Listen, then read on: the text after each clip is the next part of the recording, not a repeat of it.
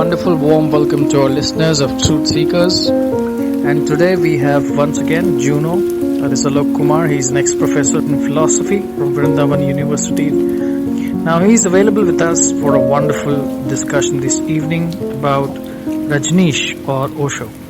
Why would you like to talk about Rajneesh today, Alok? Juno? Yes, hi Good Tushar. evening. Good evening. Rajneesh is of course one of the most famous as well as controversial of Indian gurus, Right. and because of the range of his teachings, um, and because he's one of the most popular and most well recognized, I think we sooner or later we had to cover Rajneesh. Without Rajneesh, I don't think the Indian pantheon of gurus will ever be complete.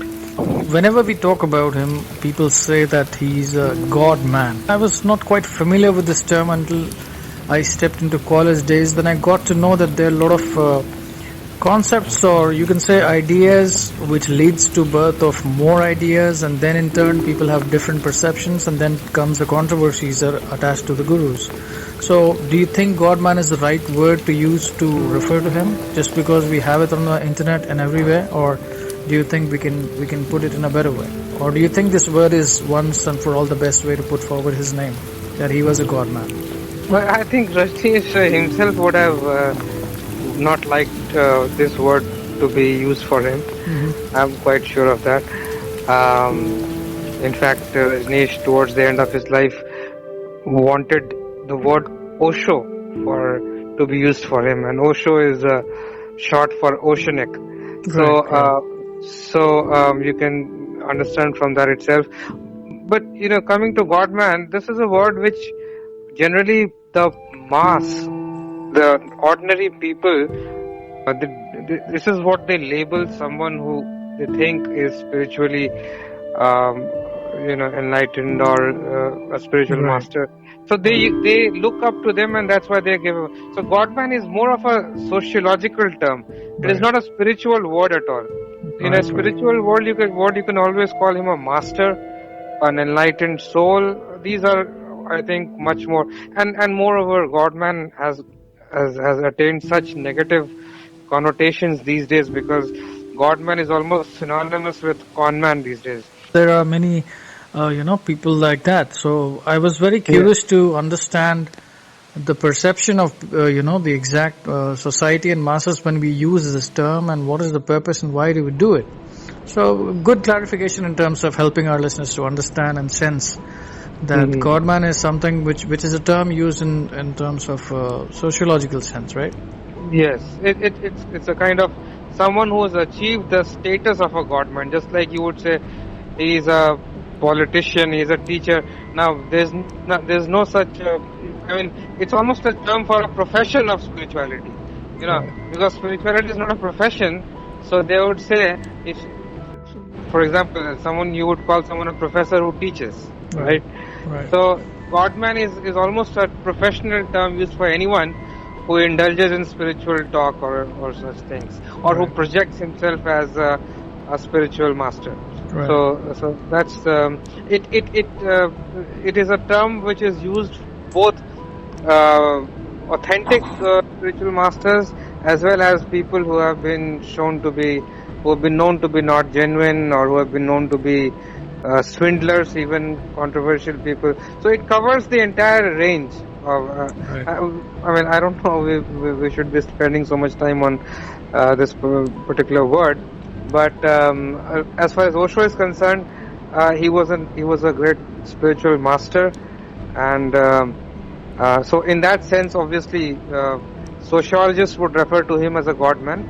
But if you ask any of Osho's followers, they would call him a master or a guru or an enlightened teacher. All right, sounds great. Moving forward, so shall we talk about his teachings? Majorly focusing today on teachings. Yes, we have to focus on his teachings, because Osho presents a particular kind of a spiritual teacher which is extremely unique in the whole history of spirituality, I would say, because The reason, I have a couple of reasons for that. First of all, he was one particular teacher who spoke on every spiritual tradition. And he spoke doesn't mean that what I'm saying is he was a scholar of those traditions. No, he was he had experimented with all those traditions, or through his own spiritual experience, he was able to gather the quintessence of all major spiritual traditions. Not even major as well as minor. In fact, apart from religious traditions, Hinduism, Buddhism, Christianity, Islam, Taoism, Zen, apart from these, he also was very familiar with 20th century psychological movements, and so his range of spirituality was very huge. His whole idea was that the human being, the human mind needs to expand, and the influence of society and knowledge and all the tradition that has accumulated, it has somehow hindered the expansion of human consciousness. But at the same time, they have hindered because they have been misunderstood, or they have been applied incorrectly. So Osho presents the right interpretation of all these traditions, and seen rightly in the right perspective, he has shown and proved convincingly how each of them is a great enabler in the expansion of human mind. Right. So I think that is the uniqueness about Osho. Before Osho or since Osho, no enlightened teacher has done that. You see, all these great masters whom we have talked about, they had a single vision of their own spiritual experience, and they focused on that. They stuck to that, their particular way of spiritual experience, and really did not bother about what other traditions experience is like, or whether it's true or false, or they didn't bother at all. I mean, that is how you would say all this previous masters used to function. Each one would try to transmit their own spiritual knowledge or spiritual experience or spiritual ideas, and each individual gets a unique each individual has his own stamp of his own on his spirituality. Right. So Raman Maharshi would focus on one aspect and keep on repeating the same thing. Osho, Krishnamurti picked up another aspect. Buddha picked up another aspect. The Vedantic teachers picked up some other aspect. Osho was a great synthesizer. He was saying that he was, now again, let me reiterate that, well, a scholar also can synthesize. Right.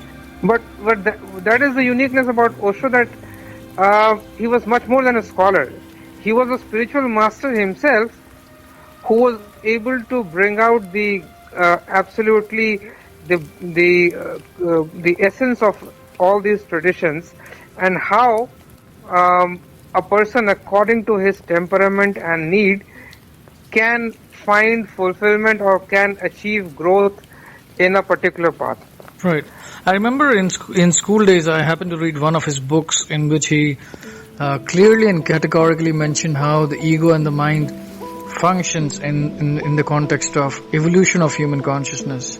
So he was very particular in letting the message out correctly through the society. So his concept, I sense, majorly revolved around the idea that you do not need to deprive yourself of anything.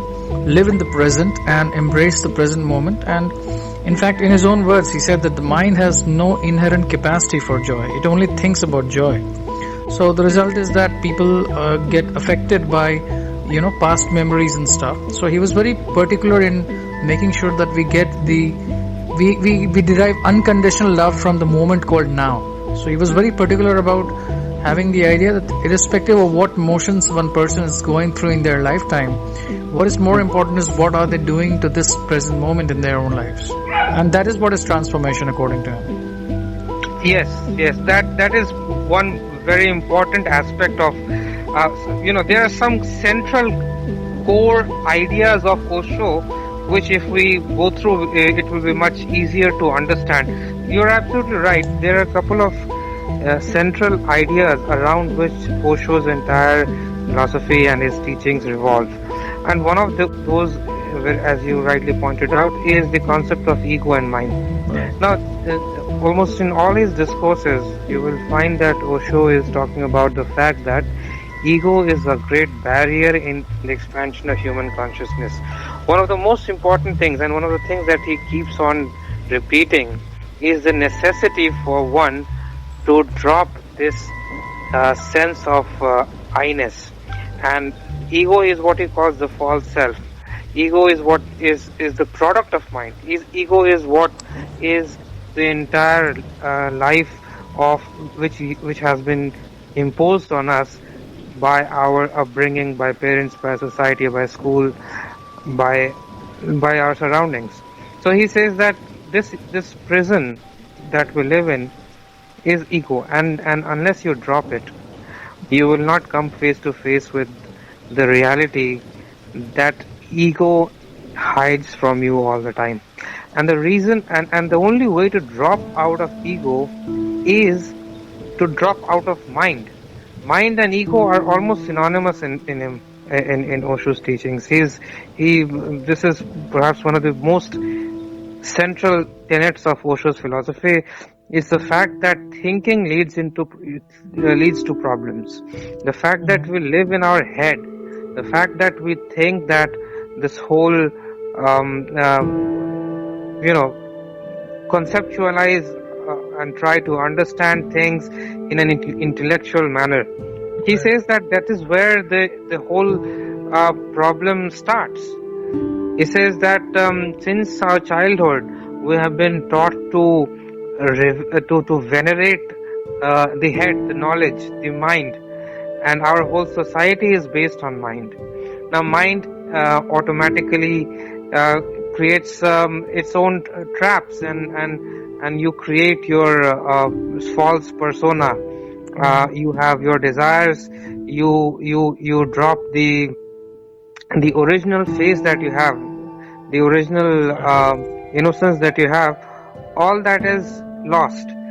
Then society makes you suppress things. One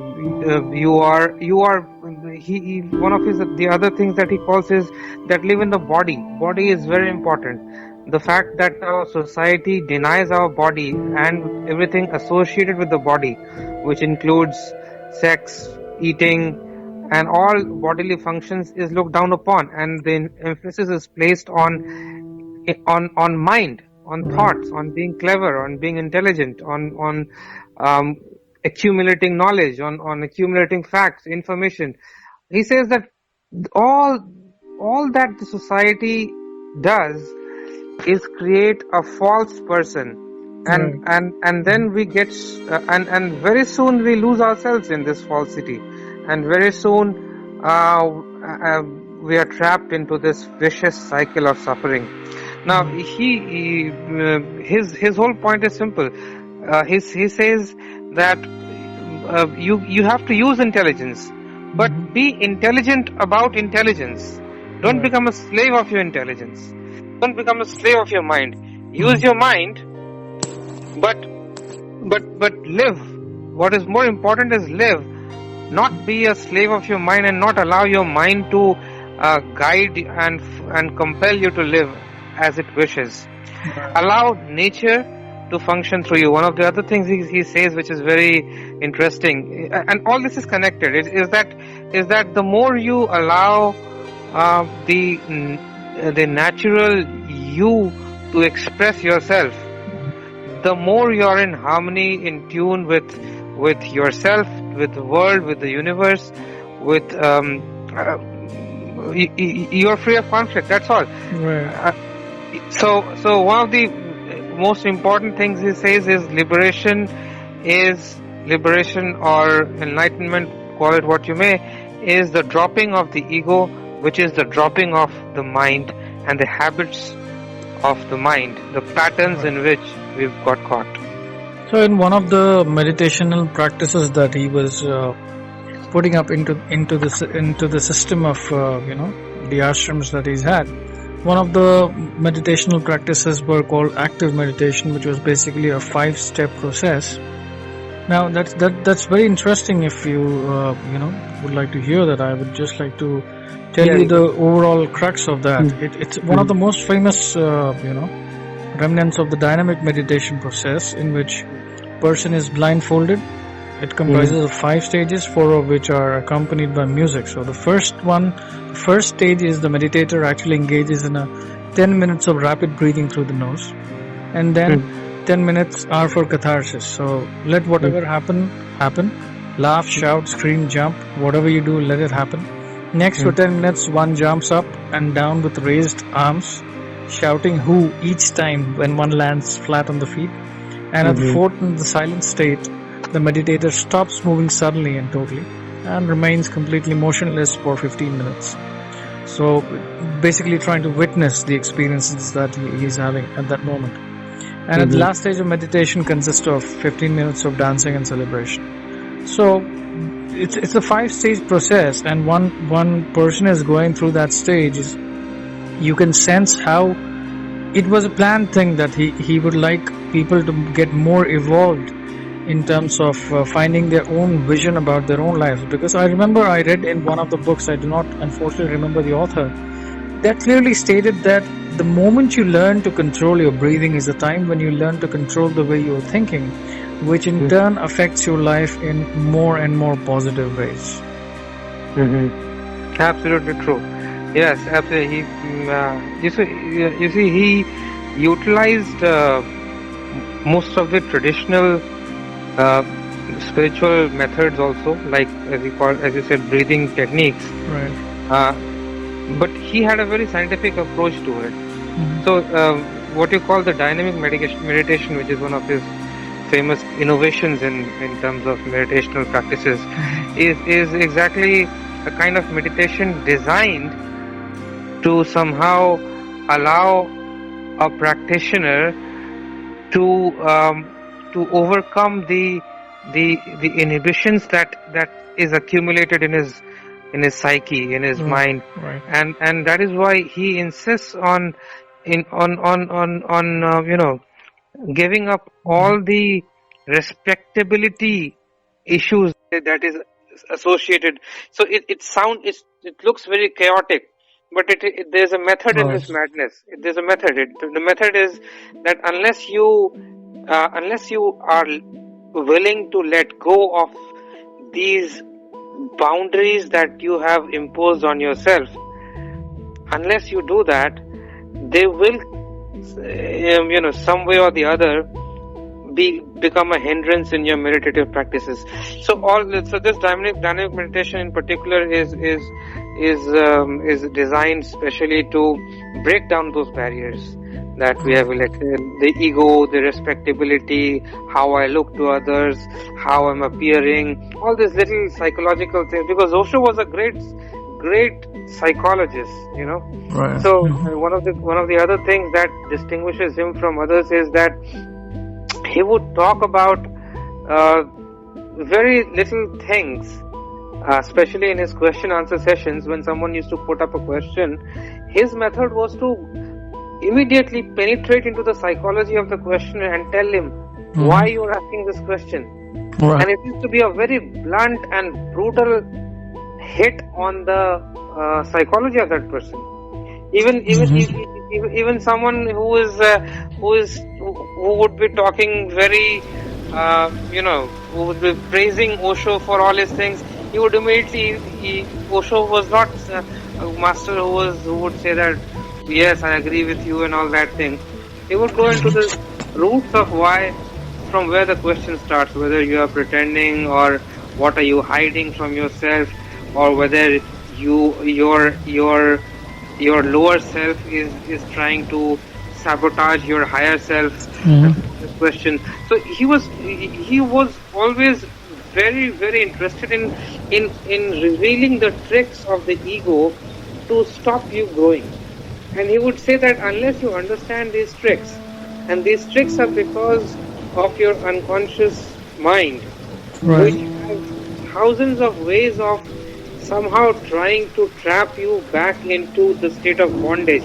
And the moment you try to awaken yourself, the moment you try to break it, it will come with redoubled vigor and play another game.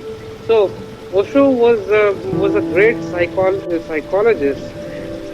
In fact, I would call he was a great spiritual psychologist, because he would see Mhm.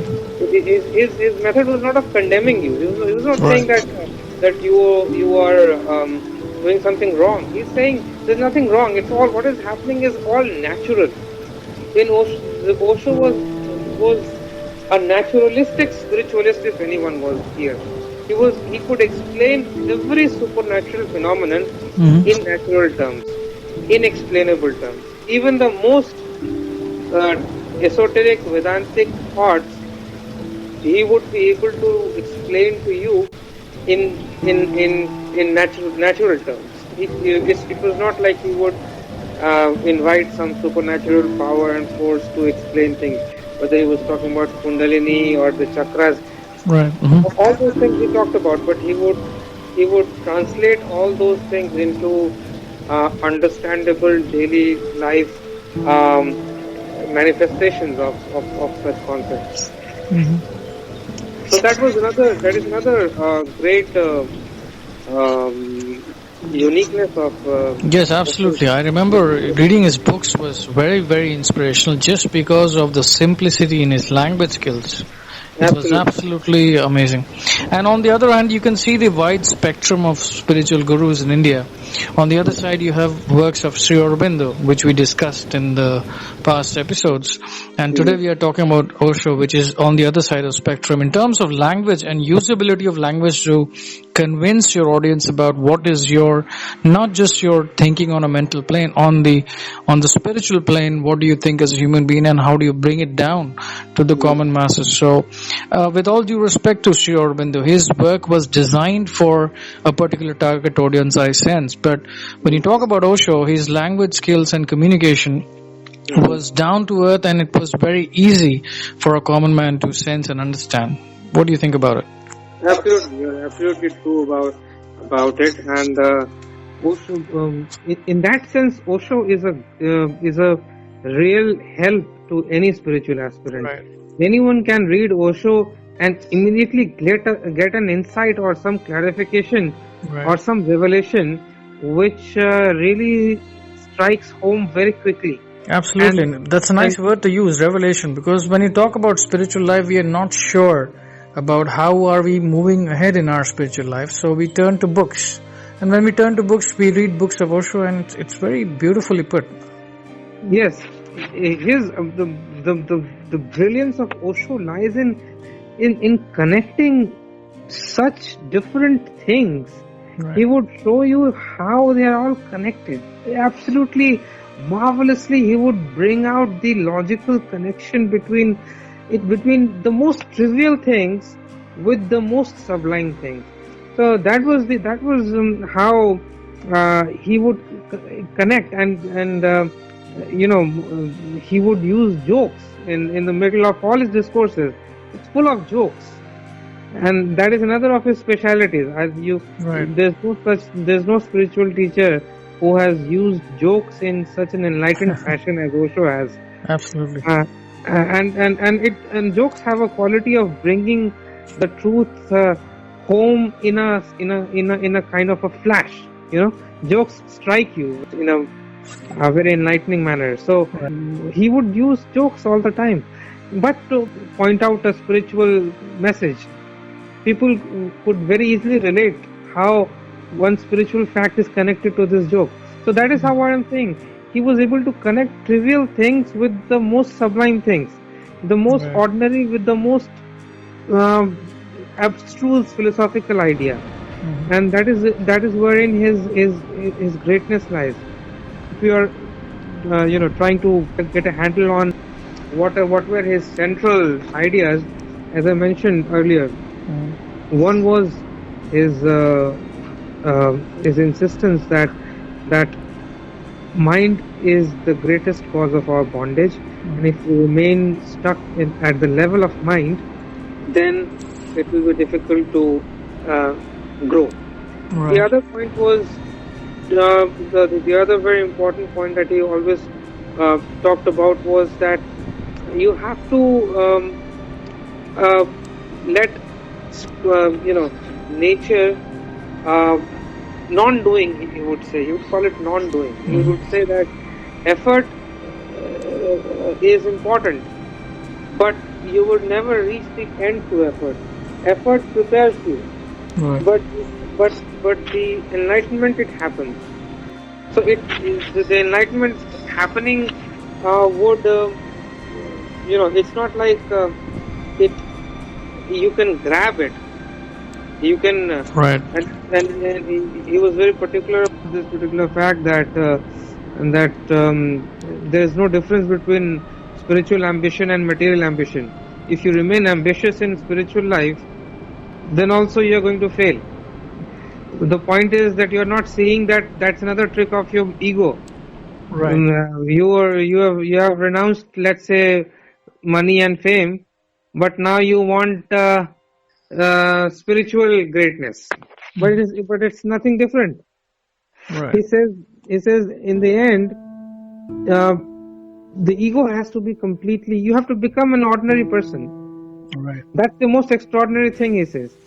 He says you're the benediction, the real peace, the real joy of existence arrives when one has transcended all the trappings of mind and gone beyond thought. Right.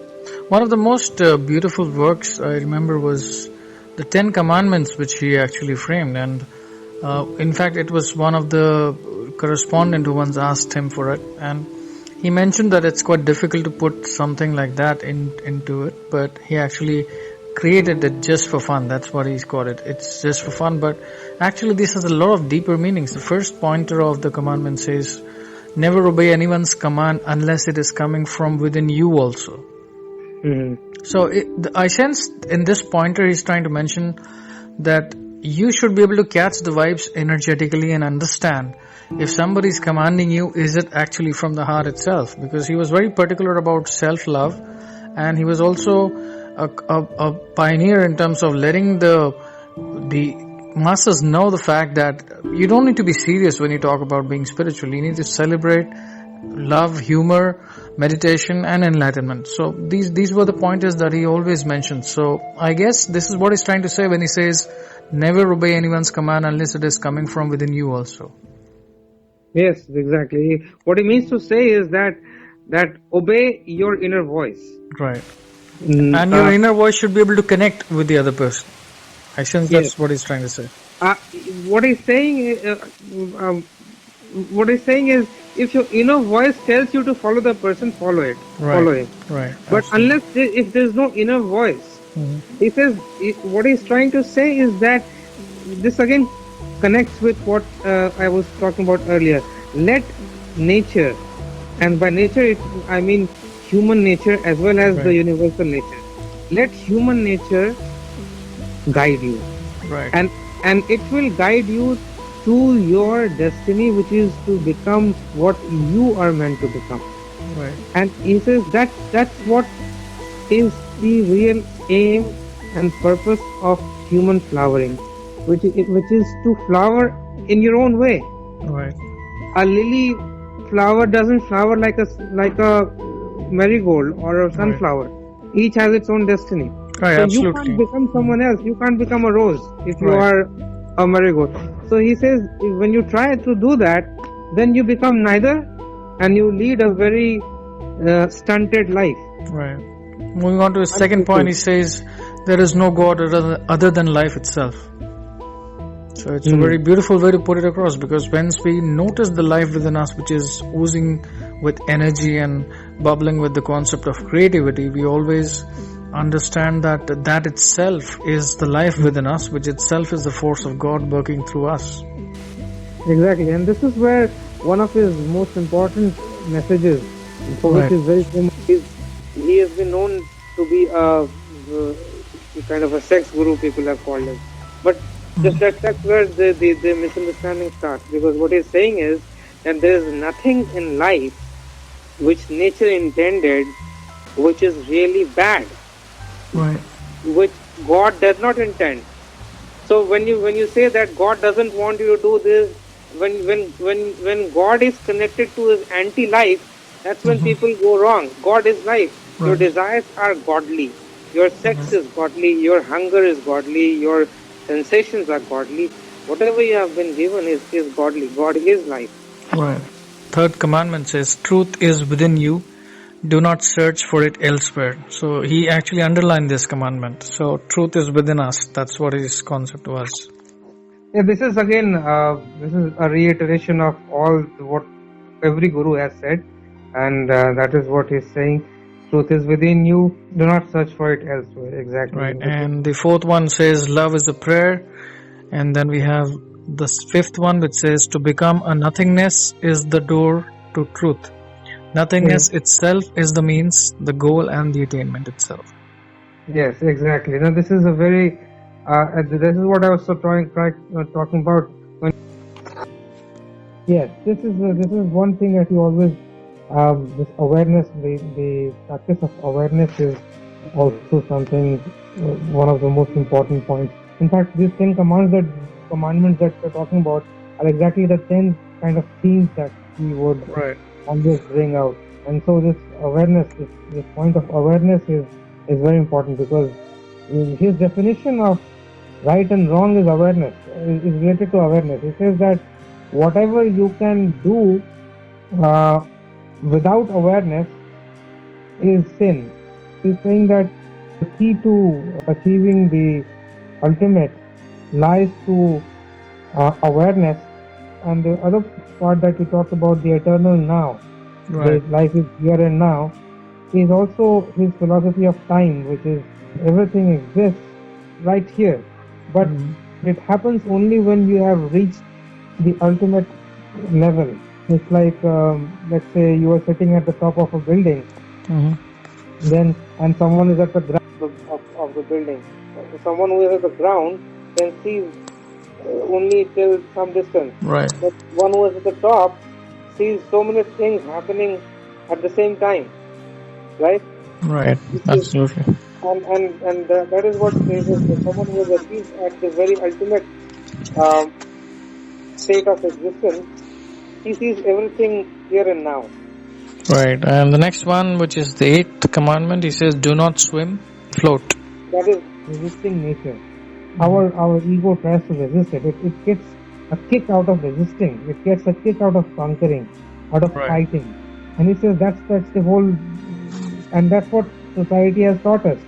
That it's all competition. It's all a very ugly, brutal game, where you have to win all the time. And this is what he's against. He's saying, float, don't fight. Yes. Right. Die each moment so that you can be new each moment. The last one says, do not search. That which is stop and see. Very enlightening. These 10 commandments were basically one of the major things that is used in most of his discourses with his disciples.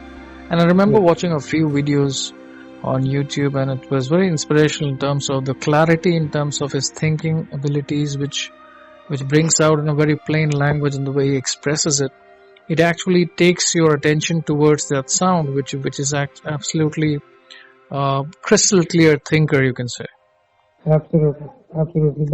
But let not his simplicity of language fool you about the depth of his ideas. They are massively deep.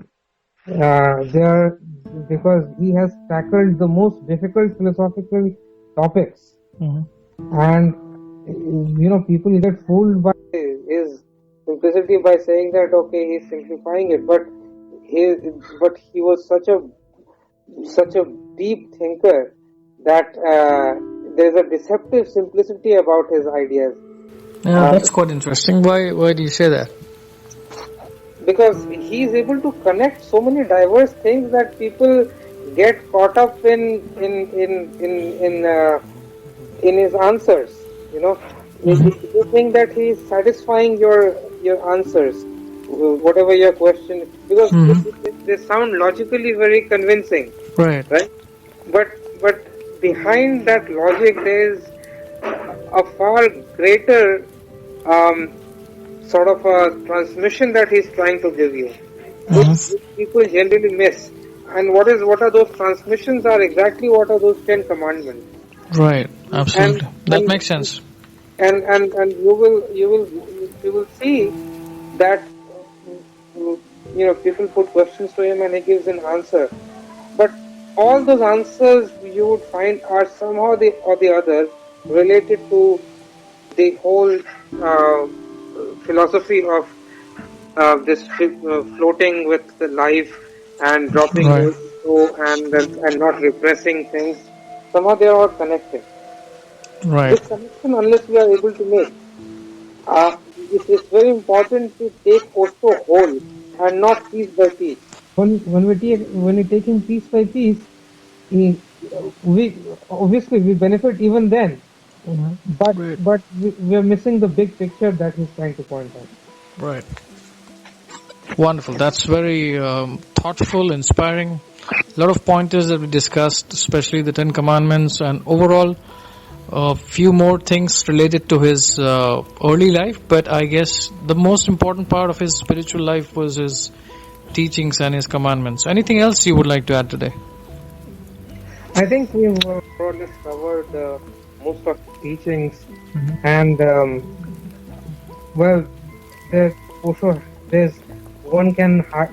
I don't think there's anything else that you can add to what Osho has said. What he said comprises 650 books, right?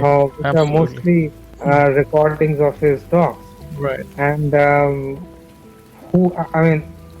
I am not audacious enough to add anything else to what he has said. There's nothing more to add.